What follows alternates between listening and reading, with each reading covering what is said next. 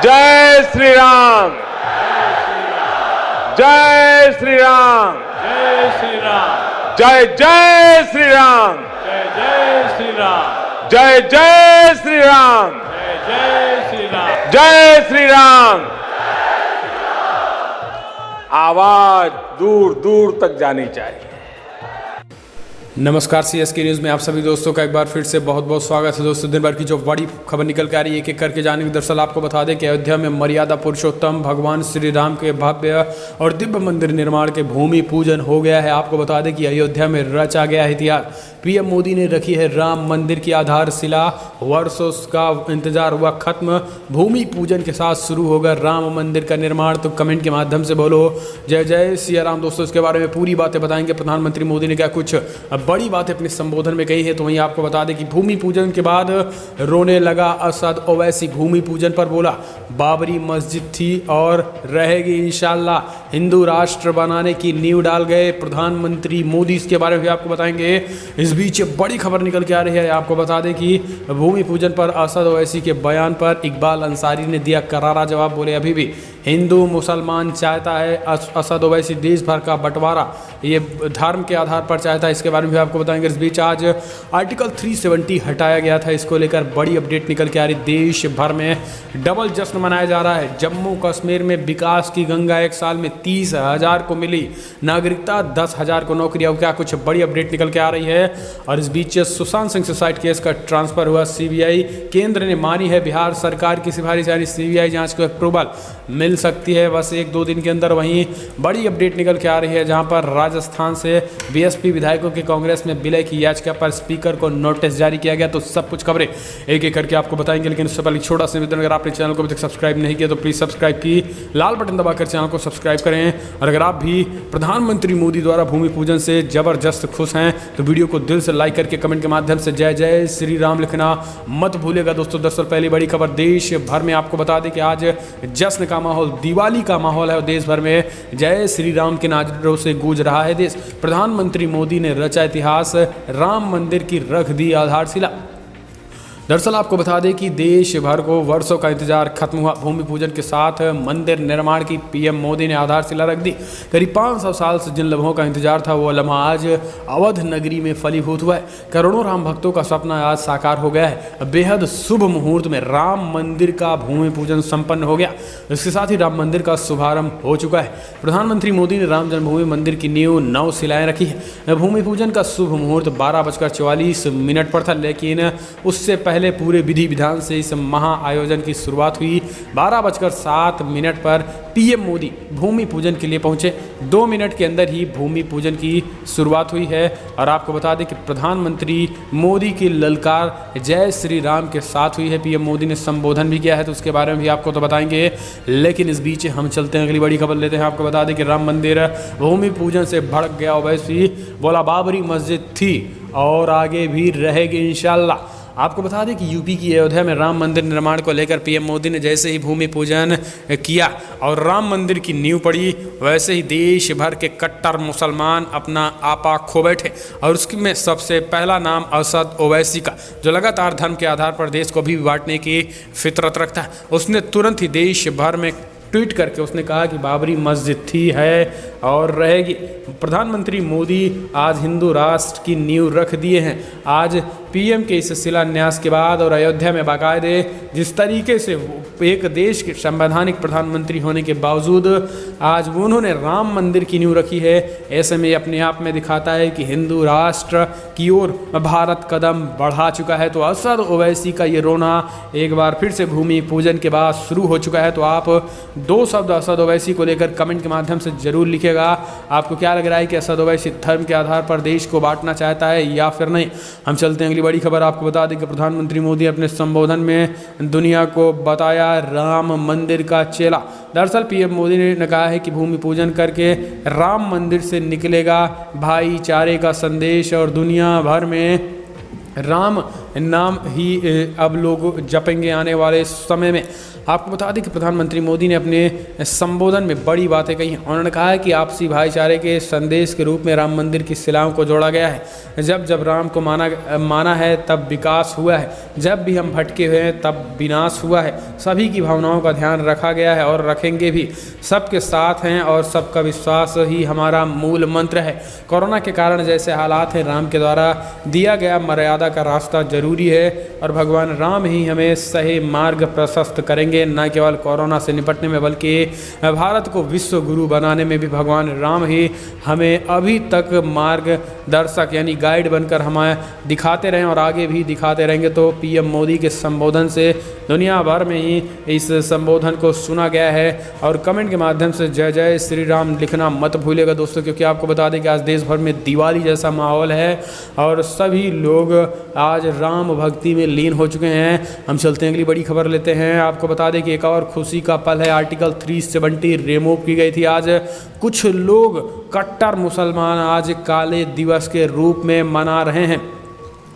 दरअसल आपको बता दें कि बड़े पैमाने पर जिस तरीके से पीएम मोदी अब कामों को बीड़ा उठा लिया है और एक एक इतिहास के जितने भी गलत काम थे उसको सुधारने का काम किया, उसमें आर्टिकल 370 भी एक है।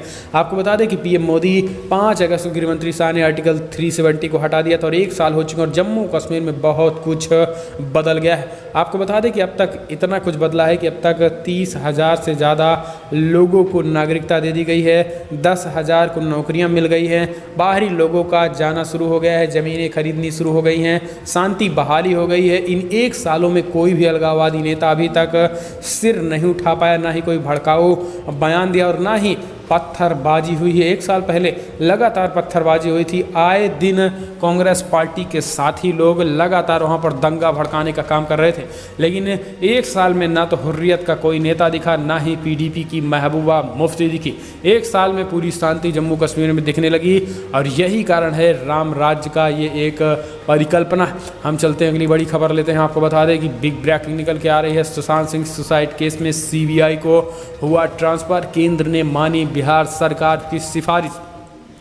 दरअसल सुशांत सिंह राजपूत केस में बिहार सरकार ने मंगलवार को सीबीआई जांच की सिफारिश केंद्र को भेज दी है। अब केंद्र ने बिहार सरकार की ये सिफारिश मंजूर कर ली है।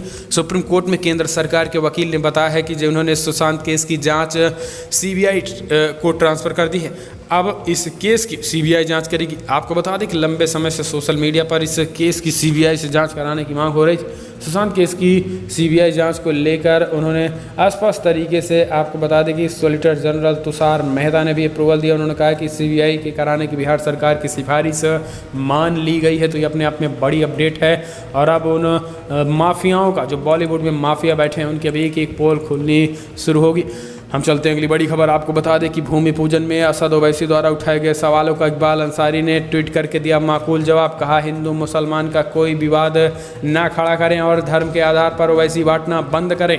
दरअसल आपको बता दें कि रामनगरी अयोध्या में प्रधानमंत्री मोदी के भूमि पूजन के बाद तो जाहिर सी बात थी कि कुछ न कुछ कट्टर मुसलमानों को तो ज़रूर ही पीड़ा हुई होगी और उसमें सबसे आगे असद ओवैसी था। ट्वीट करके उसने एक के बाद एक ताबड़तोड़ पीएम मोदी पर तो हमला बोला ही और हिंदू राष्ट्र बनाने की भी बात कह डाली। लेकिन इस बीच आपको बता दें कि इकबाल अंसारी ने असद ओवैसी की उस बात की जिसमें उसने कहा था कि बाबरी मस्जिद थी और आगे भी रहेगी, उसको लेकर उन्होंने करारा जवाब दिया। उन्होंने कहा कि सुप्रीम कोर्ट की बात का हम सम्मान करते हैं, उन संवैधानिक दायरे का पालन करते हैं, लेकिन ओवैसी जैसे लोग आज इस देश में केवल और केवल कट्टरता और धर्म के आधार पर बंटवारा चाहते हैं। यही एक कड़वी सच्चाई है, लेकिन ऐसे लोग कामयाब नहीं होने वाले हैं और देश को बांटने नहीं दिया जाएगा। तो इकबाल अंसारी ने ओवैसी को माकूल जवाब दिया है। हम चलते हैं अगली बड़ी खबर लेते हैं। आपको बता दें बिग ब्रेकिंग निकल के आ रही है, जहां पर राजस्थान बीएसपी विधायकों के कांग्रेस में विलय की याचिका पर स्पीकर को नोटिस जारी किया गया है। दरअसल राजस्थान हाईकोर्ट में बहुजन समाज पार्टी विधायकों के कांग्रेस में विलय करने में मामले में सुनवाई शुरू हुई तो बीजेपी विधायक मदन दिलावर ने याचिका पर चीफ जस्टिस इंद्रजीत महांती और जस्टिस प्रकाश गुप्ता की खंडपीठ ने सुनवाई शुरू कर दी। याचिका में विलय को अमान्य घोषित करने की मांग की गई है।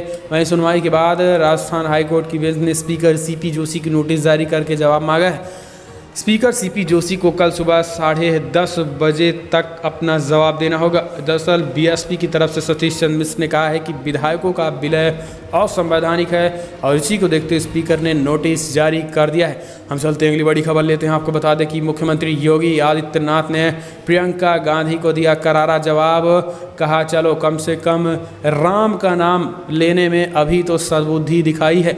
और इसके साथ उन्होंने कहा है कि ना तो बीजेपी का नेता, ना ही सपा बसपा और कांग्रेस का ही नहीं बल्कि बीजेपी का भी कोई नेता राम जन्मभूमि में नहीं आया है। जी हाँ, प्रधान सीएम योगी ने उन सभी लोगों को मुंहतोड़ जवाब दिया है जो लगातार ये बात कह रहे थे कि आज केवल और केवल भगवान राम भाजपाइयों के ही नहीं हैं। यानी कुछ लोग एलिवेशन लगा रहे थे कि आज केवल और केवल बीजेपी के ही सारे के सारे नेता राम मंदिर की आधारशिला में पहुंचे और इसी को देखते हुए सीएम योगी आदित्यनाथ ने उन सभी लोगों को करारा जवाब दिया है। उन्होंने कहा है न केवल समाजवादी पार्टी, ना ही बीएसपी, ना ही कांग्रेस, इन तीनों ही पार्टियां नहीं बल्कि बीजेपी के भी कोई भी लीडर नहीं पहुंचा था। ये सब धर्मगुरु थे और देश के प्रधानमंत्री थे, इसलिए इनको आना बेहद ही जरूरी था। इसके अलावा बीजेपी का कोई भी लीडर नहीं पहुंचा। इसके साथ प्रियंका गांधी पर भी हमला बोलते हुए उन्होंने कहा है कि चलो कम से कम सद्बुद्धि भगवान ने दी, अगर पहले ही ये सद्बुद्धि आ जाती तो कांग्रेस का हाल आज ये ना होता। दरअसल प्रियंका गांधी ने कहा था कि राम सबके हैं और इसी को देखते हुए सीएम योगी ने जबरदस्त कटाक्ष भी किया है। हम चलते हैं अगली बड़ी खबर लेते हैं। आपको बता दें कि अब बिग अपडेट निकल के आ रही है जहां पर इंडो नेपाल बॉर्डर पर नेपाल ने फिर से रचनी शुरू कर दी बड़ी साजिश, अपने नागरिकों को भी बना लिया मोहरा।